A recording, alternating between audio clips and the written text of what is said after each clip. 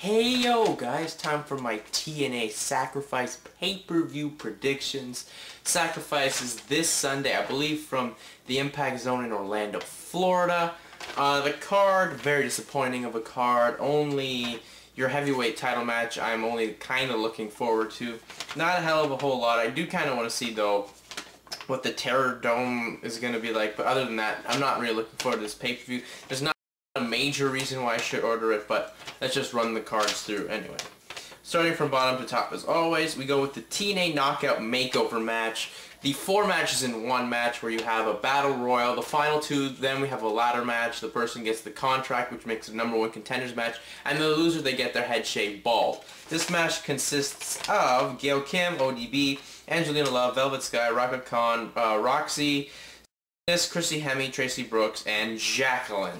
Now, this match, I mean, we don't really, you could just make this a #1 contenders match in the first place with all these gals in a battle royal, and it would have been fine. You don't need to add this shaving of the head bullshit in the ladder match. We don't need that. And you also didn't need to have an immunity thing on Impact, because that just takes something out. Then this person, you know, she's clearly going to win because has immunity. She can't get her head shaved bald. So even if she loses, she get one. It makes no sense. So then they may even have her lose and not even have Gail Kim get shaved bald, which would be a bit of a piss off because some people are going to order just to see someone get shaved bald. But prediction, I'm probably going to go with Gail Kim just because I think you need to put Gail Kim in a match with Awesome Kong just to get the crowd excited about the X division or the knockout division again. I don't see any here who can put a very exciting match with Awesome Kong. Maybe Jacqueline, but that's about it. And you're wouldn't do that because that'd be 2 heels versus each other. So Gail Kim for the win. Then we have the debut of the TerrorDome. Why are we having another cage match? TNA, we don't need it. You just had a pay-per-view filled with cage matches. Now we don't need another one on this level. Oh, so dumb. It's the #1. It was a #1 contendership match for the X Division title. I don't know if it'll still be that since P.D. Williams broke his orbital bone on the Impact tapings, and it was shown on the Impact that was aired this week. So it could be just now for the X Division title. I don't think that may happen though, because I heard reports P.D. Williams was at the house show last night in Virginia. But anyway, in this match we have Black, Machismo, Jay Lethal, Curryman, Tag, Shelly, Jimmy, Rave, Chris Sabin, Johnny Devine, Shark Boy, Sonjay, Dutt, and Consequences, Creed.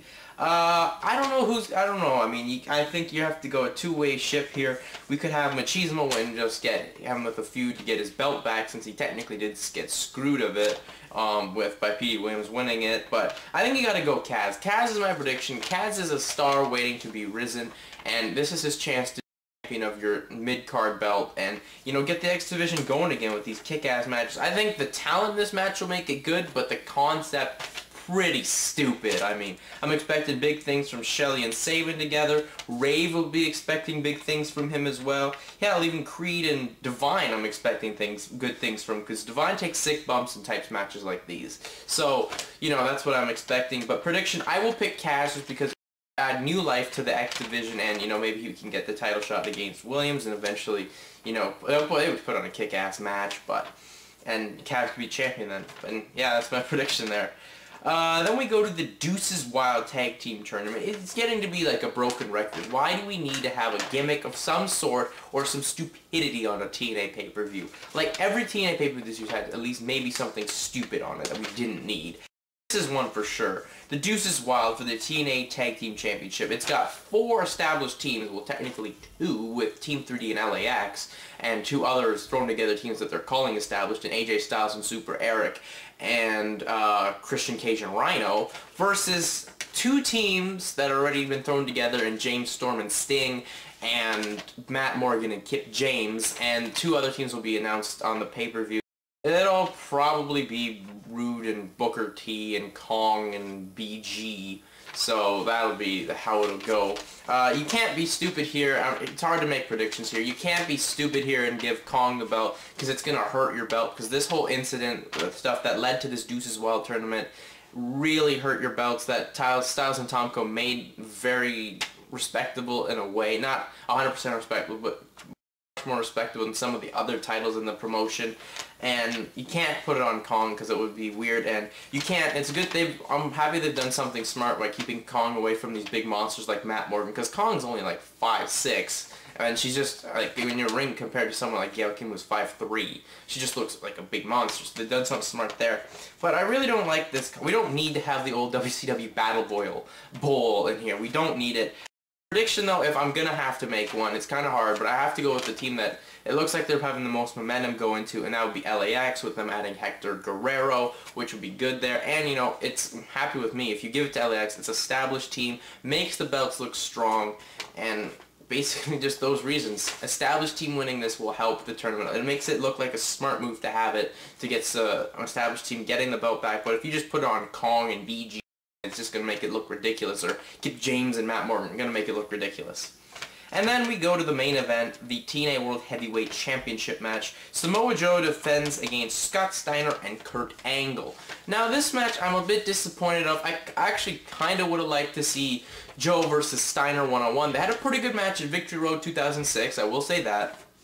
But, I mean, the only reason Kurt Angle's in here just because Samoa Kurt Angle will carry the load as Scott Steiner gasses out within 6 minutes of a match, so that's mainly why. But I don't know how Kurt's gonna be. I know they pulled him off the house shows after his injury in South Korea, where he got dumped on his head and apparently has now some serious neck problems, which isn't good considering Samoa Joe killed his neck in that lockdown MMA match.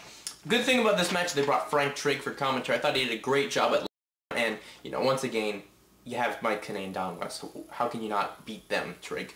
Anyways, prediction though, I'm going to go Samoa Joe. He's got to defend. He's got to get his run looking strong here, so they're going to go there. But I would have liked to just see a singles match, Joe versus Steiner. You can do it the MMA build and make it all serious, which would be a very good thing.